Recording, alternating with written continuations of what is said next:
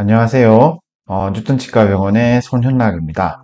오늘은 저희 병원에서 그동안 했던 디지털 풀어치 케이스에 대해서 사례를 들어서 설명을 하려고 합니다. 그 중에서 케이스를 골라가지고 저희가 이제 앞으로 시리즈로 계속 설명을 해드릴까 합니다. 이번 케이스는 상악은 무치악이고요. 하악은 잔존치아가 있는 상태에서 발치하고 바로 즉시 식립을 하는 그런 케이스를 보여드리려고 합니다.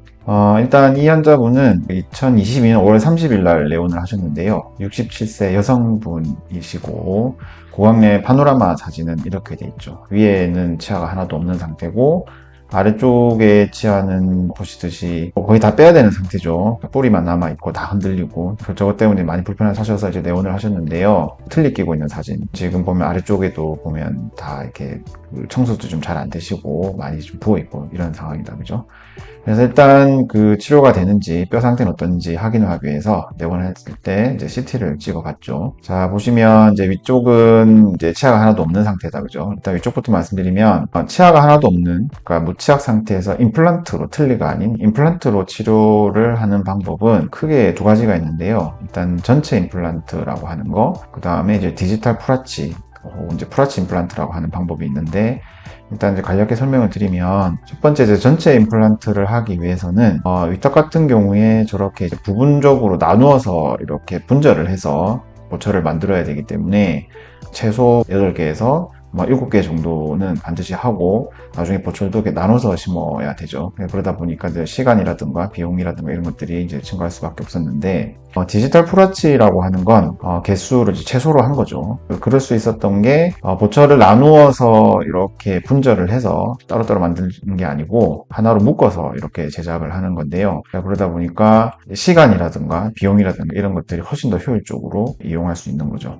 나누어서 심지 않고 묶으니까 마치 나뭇가지 한 개는 잘 부러지는데 여러 개를 묶어 놓으면 잘 못 부러뜨려서 이렇게 오래 쓸 수 있는 것처럼 임플란트 개수를 6개만 하더라도 하나를 묶기 때문에 많이 안 심어도 가능하다는 원리라고 생각을 하시면 될 것 같아요. 자, 그래서 일단은 6개 정도의 위치를 잡았는데 상악은 이제 저렇게 잡으면 되고 최종적으로는 보철을 하나로 묶어서 하는 풀어치 방법으로 설명을 드렸고 이제 전체 임플란트하고 풀아치 설명을 다 드렸는데 이제 환자분이 이제 풀아치 선택을 하셨고요. 아래쪽도 마찬가지로 잔존에 있는 치아 뿌리들을 그리고 흔들리는 치아들을 다 빼고 6개를 식립을 해서 전체를 연결하는 풀아치로 진단을 했습니다. 자, 그러면 이제부터 설명드릴게 그럼 어떤 과정으로 가는지 궁금하시죠? 디지털 풀어치의 치료 과정은 총 6단계, 경우에 따라서 위아래를 같이 하게 되면 7단계까지 가는데 기본적으로 이런 과정으로 진행이 되죠. 자, 하나 설명을 드릴 건데요. 첫날 오셨을 때 진단을 하고 상담을 하죠. 그래서 이제 환자분에게 치료 계획을 말씀드려서 환자분이 이제 동의를 하시면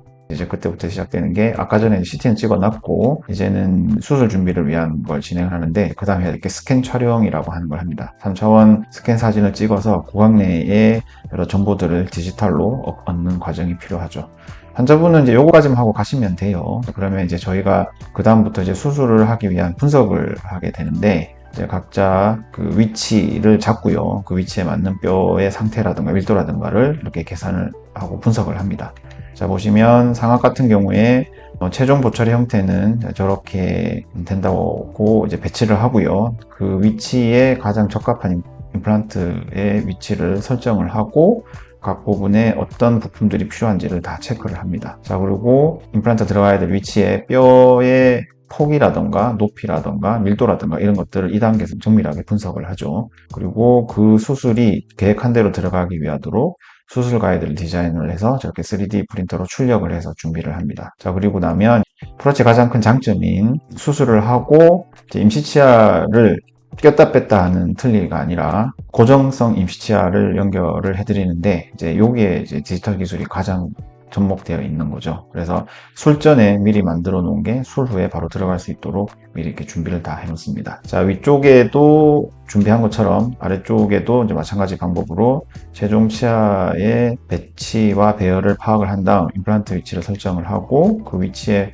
뼈 상태가 나쁘지 않은지 보고 어떤 높이, 어떤 포지션으로 들어가는지를 다 결정을 합니다. 이때 이제 골밀도를 계산을 해서 얼마만큼 그 뼈 내에 구멍을 형성을 할지도 다 2단계에서 하기 때문에 사실 수술 단계에서는 수술 시간이 되게 좀 빨리 진행이 되겠죠. 자, 그래서 저 위치에 수술이 될 수 있도록, 임플란트가 들어갈 수 있도록 수술 가이드를 제작을 하고요. 지금처럼 치아가 있는 경우에는 수술 가이드를 이제 2개 정도 제작을 해서 치아를 빼기 전에 심어놓고 치아를 빼고 나머지 부분에 다시 신고 하는 방식으로 진행이 됩니다. 자, 그래서 마찬가지로 하악도 고정성 임시치아 제작을 미리 해놓고요. 위에서 보면 이제 임플란트랑 연결된 부분에 이제 구멍이 뚫려 있는 걸 확인할 수 있죠. 자, 그렇게 되면 이 기간이 대략 한 2주, 3주 정도 걸리는데요. 최근에는 시간이 좀 빨라져서 1주 만에도 수술이 가능한데 이제 다음 내원에 실제로 수술을 진행을 하시죠. 자, 그래서 이 환자분은 3주 후에 오셨네요. 3주 후에 오셔가지고 일단 이제 위에부터 마취 후에 수술 가이드를 고정을 하고요. 고정된 상태에서 이런 과정을 거쳐서 임플란트를 식립을 합니다. 절개를 하지 않고 이렇게 이제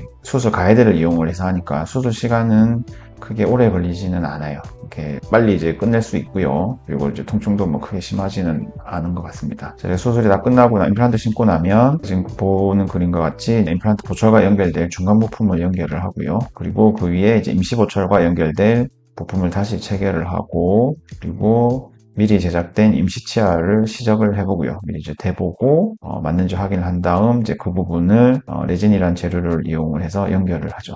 자, 그러고 나면 이제 첫날에 수술하시고, 그리고 고정성 임시치아까지 이렇게 끼고 이제 가시는 거예요. 자, 그 다음 이제 하악을 할 건데, 하악은 병원 입장에서는 그날도 상하악을 동시에 할 수는 있지만 환자분이 원하면 그렇게 진행을 하실 거고, 만약에 나눠서 하시겠다고 하면 다음 날이라든지 일주일 후라든지 이렇게 해서 진행을 하시면 됩니다. 이분은 일주일 후에 원하셔서 아래쪽에 이제 수술을 진행을 하셨죠. 자, 저런 첫 번째 수술 가이드를 끼우고 마취 후에 미리 지정된 위치에 임플란트를 식립을 하고요.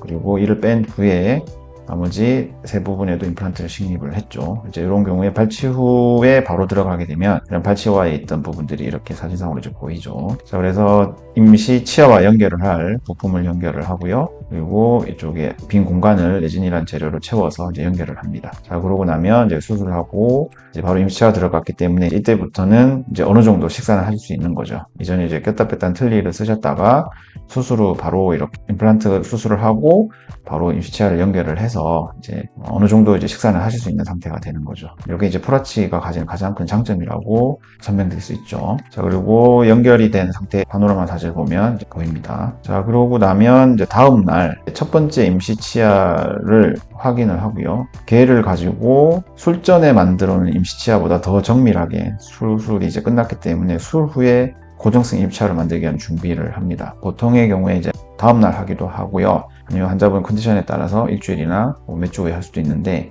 최근에는 이제 그 다음날 바로 하는데, 이제 이 환자분 같은 경우는 4주 후에 오셨어요. 오셔가지고, 이런 임시치아 내면에 잇몸의 형태가 변하기 때문에 이제 그 부분을 정확하게 체득하기 위해서 인상제를 놓고요. 그리고 나서 고강내에서 인기를 하고, 그리고 이제 스캔바디라고 하는 것들을 체결을 해서 얘를 이제 구강 밖에서 스캔을 합니다. 자, 그러면 이제 환자분은 가시고 1, 2주 정도 지나고 나면 이제 기공소에서 두 번째 임시치아를 이렇게 제작을 하게 됩니다. 자, 그러면 2주 후에 오셔가지고 첫 번째 고정성 임시치아를 빼고 두 번째 임시치아가 들어갔죠. 사진에서 보시듯이 두 번째 임시치아는 수술 후에 새로 이제 고정된 위치에 맞춰서 제작을 하기 때문에 첫 번째 임시치아보다는 훨씬 더 잘 맞고 더 이제 심미적으로도 더 이쁜 거를 확인할 수 있죠. 식사도 잘 하실 수 있는 상태죠. 위아래 사진을 찍어본 거고요. 옆에도 보면 이제 교합이 잘 맞아서 식사하시는데, 물론 이제 딱딱하거나 지금은 아직 드시지 못하지만은 가벼운 음식 정도는 충분히 드실 수 있고, 고정이 되어 있다는 게 환자분 입장에서는 상당히 좋은 거죠. 그래서 전체 사진을 보면 이렇게 깨끗하게 잘 들어갔어요. 엑스레이 사진으로는 이렇게 확인이 되고요. 자, 그러면 저 상태에서 이제 뼈가 아물 때까지 기다리거나, 혹은 처음부터 발치 안 하고 들어간 경우는 이제 한 1, 2주 있다가 바로 진행을 하죠. 그래서 이제 두 번째 임시치아를 이용을 해서 최종 보철을 제작하기 위한 준비를 합니다. 이 환자분 같은 경우에는 이제 일주에 오셨네요. 첫 번째 임시치아의 스캔 과정이랑 같은 과정을 거쳐서 두 번째 임시치아를 스캔을 합니다. 이렇게. 자, 그러고 나 환자는 가시는 거죠. 그러면 이제 최종 보철이 완성되는데 보통 2주 정도에서 3주 정도 걸리거든요. 그러고 나면 이제 마지막 네오닐 날 오셔서 저희가 미리 제작해 놓은 최종 보철을 준비를 해 놓고요. 이제 고각 내에 체결을 합니다. 자, 이제 지르코니아라고 하는 강한 재료가 들어가서 치료가 끝나고 나면 이제 식사를 편하게 마음껏 드실 수 있는 거죠. 그래서 전체 과정을 보면, 사진을 보면 이렇게 돼 있고, 엑스레이 사진상으로 이렇게 나와 있습니다. 자, 그래서 종합해 보면 2022년 5월 30일 날 처음 오셔서 진단하시고요. 마지막 진료가 끝나는 9월 15일까지 약 3.5개월 정도 걸렸네요. 그래서 기존의 전체 임플란트라면 보통 6개월 이상은 잡아야 되는데 시간이 상당히 좀 많이 단축된 걸 확인할 수 있죠. 그래서 짧은 시간에 치료가 끝나서 환자분도 되게 만족했던 케이스 같습니다. 그래서 사진을 보면 오른쪽에 임플란트가 이제 위에 6개, 아래 6개 그렇게 들어간 게 확인이 되죠. 자, 그래서 지금 이런 식으로 해서 무치약 같은 경우에 디지털 프라치를 하면 전체 기간도 대략 한 3, 4개월 정도, 빠르면 2개월도 가능은 하던데 환자분 상황에 따라 다른 거니까. 그리고 임플란트도 이렇게 많이 심을 필요 없이 6개 정도 심어가지고 하면 시간이나 비용이나 내원 횟수나 이런 것들이 상당히 장점이 많기 때문에 최근에 이제 환자분들이 많이 치료를 원하셔서 병원에 오는 케이스가 늘어나고 있는 것 같습니다. 자, 이번 콘텐츠는 첫 번째 임상 사례에 대해서 설명을 드렸고요. 다음 컨텐츠에서는 또 다른 분의 사례를 들고 또 찾아뵙도록 하겠습니다. 예, 감사합니다.